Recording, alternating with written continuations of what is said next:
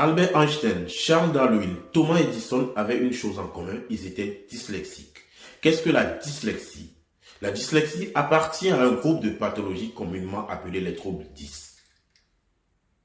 Qu'est-ce qu'un trouble 10? Quelles en sont les manifestations? Quels sont les différents types de troubles 10? Quelles en sont les causes? Telles sont les questions que nous allons aborder dans cette émission. Il s'agira d'une série d'émissions et dans l'émission d'aujourd'hui, nous allons aborder principalement la dyslexie. Afin de vous permettre de prendre de quoi noter, de mobiliser toute votre attention, on se retrouve juste après le générique. À bientôt.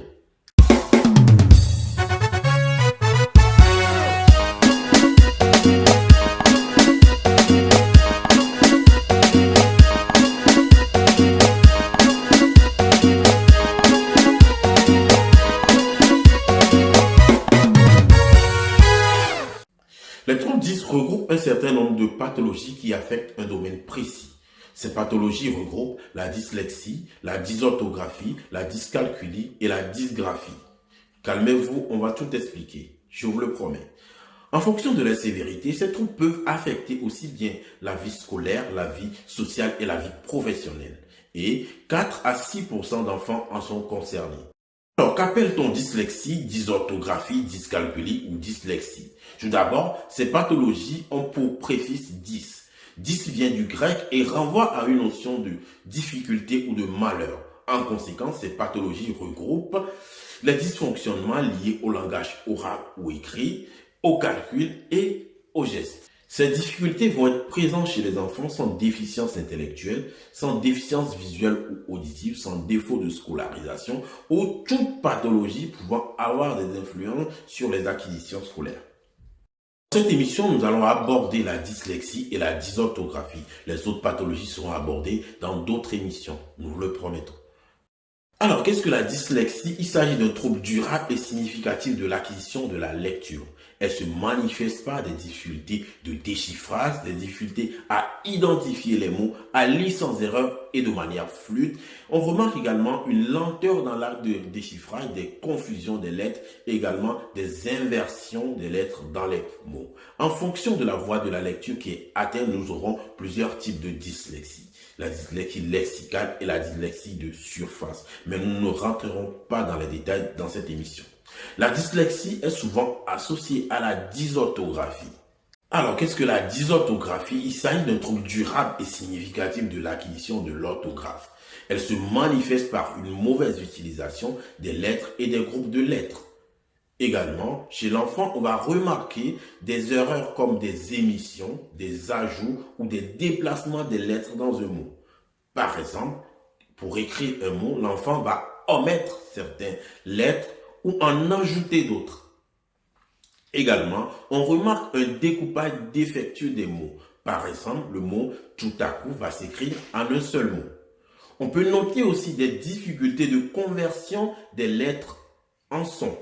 Par exemple, l'enfant a des difficultés à comprendre que le son O peut s'écrire de différentes manières. A-U, E-A-U, par exemple. Ces pathologies ainsi définies ne sont pas dues à la paresse des enfants. Plusieurs explications en sont possibles. Au niveau neurologique, on a observé au moins d'IRM que pendant une activité de lecture, l'aire visuelle de reconnaissance de mots ne s'active pas chez les personnes dyslexiques. En faisant une analyse plus fine, les chercheurs ont remarqué que les faisceaux qui permettent le transfert de l'information visuelle vers l'aire de la production orale est pauvre et moins structuré chez les personnes dyslexiques. Toutefois, on peut se demander si cette différence est la conséquence ou la cause de la dyslexie.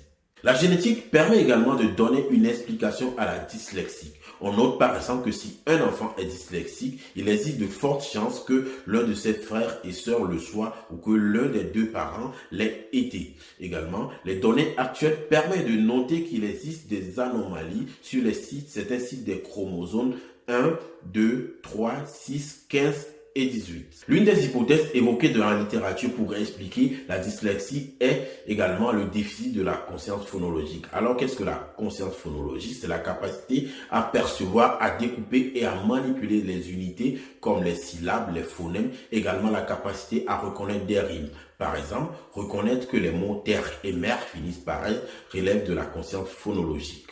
Il s'agit également de la capacité à découper un mot en plusieurs unités, par exemple en sons ou en syllabes. La conscience phonologique est importante dans la lecture dans la mesure où elle permet un découpage du mot en plusieurs unités, que ce soit en sons ou en syllabes. En effet, pour lire, nous utilisons deux voies, une voie lexicale et une voie phonologique. La voie lexicale permet une lecture globale du mot. Par exemple, nous connaissons le mot et nous le lisons facilement. Quant à la voie phonologique, il s'agit d'un découpage du mot en plusieurs unités. Par exemple, si je veux lire le mot AstraZeneca, je découpe le mot en plusieurs lettres.